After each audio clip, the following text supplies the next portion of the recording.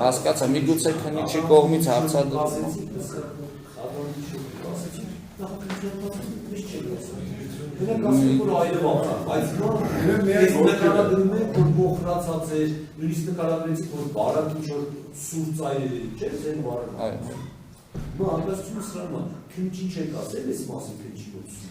Ես քննիչի մոտ չեմ հիշում ոնց ա եղել խոսակցությունը կոնկրետ այդ մասով, բայց միգուցե ռեալ չէ իր տված հարցադրումը, միգուցե